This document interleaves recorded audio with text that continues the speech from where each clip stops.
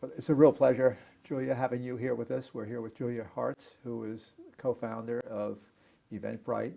This is one of the truly remarkable startup stories to now $1 billion in revenue, I understand, last year. Eventbrite is in the business of selling tickets, but it's much more than that. Tell us a little bit about why it's much more than just selling tickets. Well, thank you, John. It's such an honor to be sitting with you. And Eventbrite is bringing the world together through live experiences. And the reason why we feel that's so important is as we become more digitally connected these days, it becomes increasingly more important to connect on a human level. And what better way to connect than live experiences?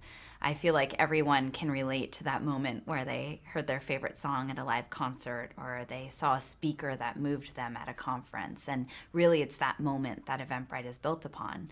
And so when people say ticketing, that's really kind of just the vehicle of which we feel like we're bringing people together around the world, really. So one of the surprises, I think, for some people will be that there's been so much publicity that we're now in this virtual world that people never leave where they are, even stay at home, do everything online, do it all from their mobile device. They don't have to show up. But actually, that isn't true. It isn't true. And the currency of the live experience is increasing as we're able to find each other online more. So the proliferation of social media, the ability to find people, to share interests, to share passions, that's actually driving more offline live experiences. So what we're seeing are people are gathering more often, and they're gathering in ways that we didn't even see 5 years ago because of this online connection. So are we talking about traditional sports music events, or is it going beyond that? It's going beyond that, as you can imagine. So a couple of subcategories that we're seeing on Eventbrite. If you think of Eventbrite as a multi-category e-commerce business, we're seeing categories pop up all the time. So an example is obstacle races. There's something called Tough Mudder that is a phenomenon at this point, a movement, if you will. I've heard about Tough Mudder. I hear there's like 1 million people who have been involved with Tough Mudder. Exactly. So 1 million people have willingly put themselves through multiple obstacles like the Arctic enema, which is the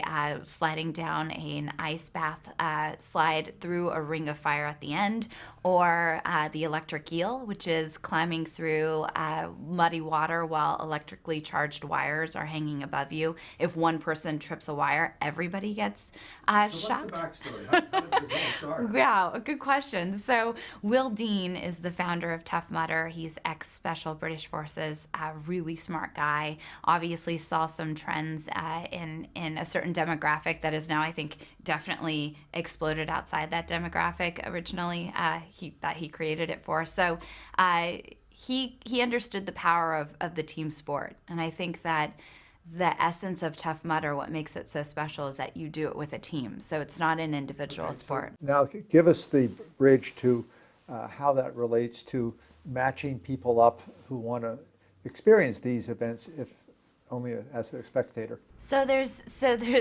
well, wow, yeah. So Eventbrite powers both the participant and the spectator of Tough Mudder, but it's really about the excitement, right? So people hear about Tough Mudder. It's word of mouth. There's a phenomenon happening. Most people think about Tough Mudder and they think those people are crazy. But if you've participated in Tough Mudder, you have a badge of honor.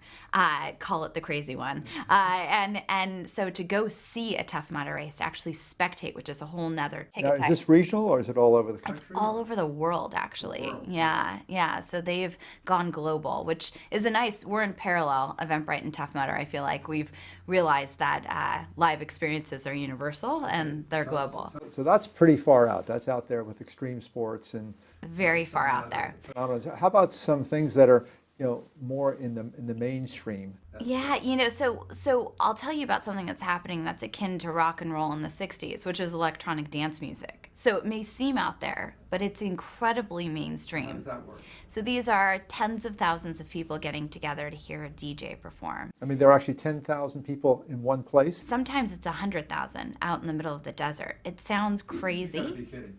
I just came back from a music festival that had an electronic dance music stage. There were 3 stages and 40,000 people. At any given time at that electronic dance music stage that started at 11 a.m. and went to 11 p.m., there were easily 20,000 people. Now, is this a competition or is it just an experience? It's just an experience. Amazing. And we think of that as raves. We think of that as edge or fringe. It's absolutely not anymore. It's mainstream. And we can see that on Eventbrite, which is actually pretty cool to be able to see these cultural phenomenons happening before maybe everybody's aware of them. So these things are happening. Does Eventbrite take some role in promoting them so that more people want to go to these events and they even do. create more events like it? Or is Eventbrite kind of following fast as these events just occur wherever they happen to occur? We'd like to think that we help spark that enablement of, I think of those live experiences. I think when we originally built Eventbrite, it was really to democratize ticketing and to enable anyone to create a live experience and be successful. Now, what's interesting is that it's starting to look a lot like a global marketplace. So people are coming back to Eventbrite to discover new live experiences. So our goal and our challenge is to actually help them do that in a very hyper-relevant way.